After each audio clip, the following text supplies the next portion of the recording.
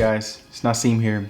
Now, after using the Galaxy S21 FE for about 4 months now, the one thing that kept coming to my mind after day-to-day use with it is this one simple statement that I think explains the S21 FE pretty perfectly. And that statement is, I think that the Galaxy S21 FE is a much better buy than the Galaxy S22. And I say this because when you think about it, the S21 FE is not only very comparable to the S22 in terms of specs and user experience, but it also does some things much better and comes with a much cheaper price, meaning that in terms of value, this is a much better phone. The S21 FE runs the Android 12 software much smoother, it has a much more durable build quality that will last you longer. It doesn't get extremely hot whenever I play a game or use power heavy apps on it, and it has a much better battery life, meaning that it's a much more practical phone for everyday use. And even though the S22 is a good phone that is still very comparable to the S21 FE, I think that the price and battery life is a huge advantage that the S21 FE has and will be the reason that most people look at the S22 with a side eye. But besides my reasoning for why the S21 FE is a much better phone overall, I still wanted to give you guys my experience with it and show you why it's a really great mid-range phone in 2022. Now, the first thing that I wanted to look at when it comes to how the Galaxy S21 FE holds up after 4 months was the display. Now, the Galaxy S21 FE has a 6.4-inch dynamic AMOLED display that felt really smooth even after using it for a good amount of time. Whenever I was scrolling through the OS, I never got any screen lags, and I really appreciated how the 120Hz refresh rate made it feel much more premium. The haptics were also really great. I liked how fast and sharp it was whenever I pressed on an app. Even when my phone would get hot, the haptics never failed me and was still able to work, unlike the S22. The size of the S21 FE was also something that I really enjoyed. It wasn't as big as the S22 Ultra, and it also had rounded corners, so it was much easier to hold, but it also wasn't as small as the regular S22, which meant that I got the benefit of having a better visual experience when watching videos and playing games. And something else that was really good on the S21 FE was how bright the screen was. Like whenever I would go to work, I would be outside and turn my brightness up, and I had no problem seeing the screen to no surprise. And also, it was much better compared to any other phone in the price range. And now the last thing that I liked about the S21 FE's display was just how good the resolution was. Like right here, you can see me watching a video, and the contrast was good, but at times could be too much. The white balance was nice, and the vibrancy was high thanks to me using Vivid Mode on the screen. And to show you guys how good the display is, I'm going to show you how it looks when I'm watching a video and playing a game.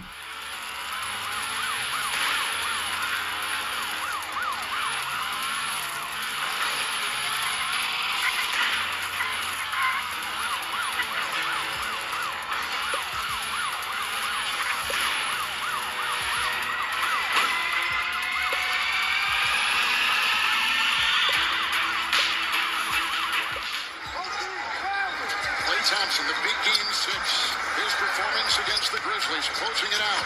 Wiggins inside, got the feed from Green. Looney is there. Take on the personality of their head coach. And obviously, Steve Kerr out of protocols right now. Another offensive rebound, and it's Curry. Now, the next thing that I wanted to look at when it comes to how the S21 FE holds up after 4 months was the software. Now, the S21 FE was one of the first phones this year that could handle Android 12 really well. The smoothness was something that I really appreciated because even after 4 months, there was only 2 times where I got minor lags, and even right after that, it was perfectly fine. The S21 FE was also able to handle power heavy apps really well. Like whenever I would play heavy games, I rarely got any hiccups when I would play for an extended amount of time.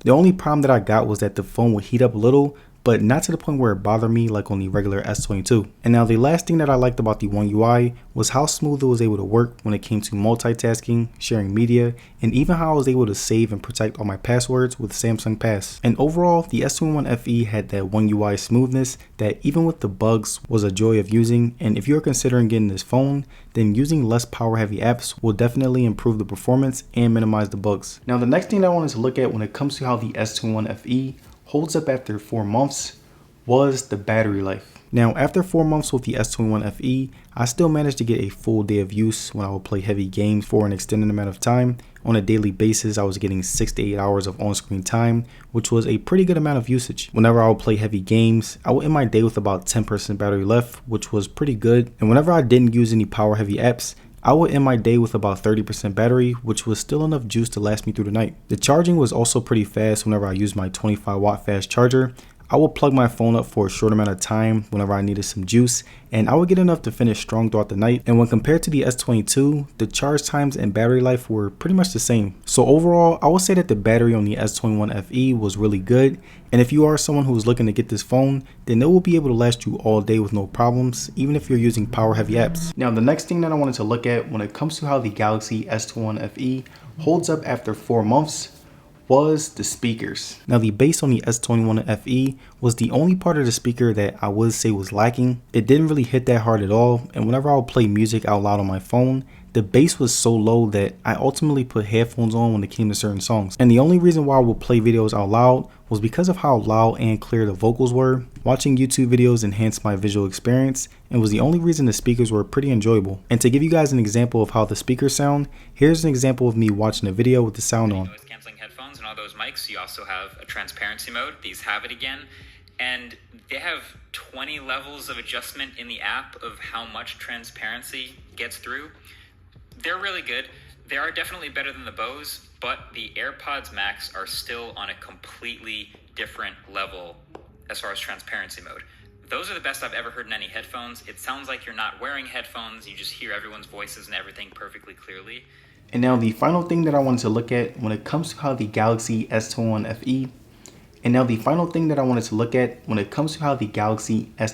FE holds up after 4 months was the cameras. Now the Galaxy S21 FE has a 12 megapixel wide camera that was able to take photos no matter how tough the environment was, and also able to record high quality videos. Like right here, when we look at my outside daytime photos, I would say that these were really good pictures that turned out really well. The skies were very vibrant yet color accurate. The trees and other aspects of nature were very sharp. My face looked pretty color accurate, especially when compared to last year's version, where it would look a little light and grainy at times, and the overall vibrancy of the outside pictures were great to no surprise. Now when we look at the inside daytime photos, I would say that these were also really great. Like right here, you can see that there was no graininess no matter how dark it got, and my selfies were top notch when compared to other flagships. The quality got much better, the sharpness was still great, and the colors were very accurate, which definitely redeemed the camera overall. And when it came to video quality, the S21 FE had one of the best to offer, and to give you guys an example, here's some videos that I took on it.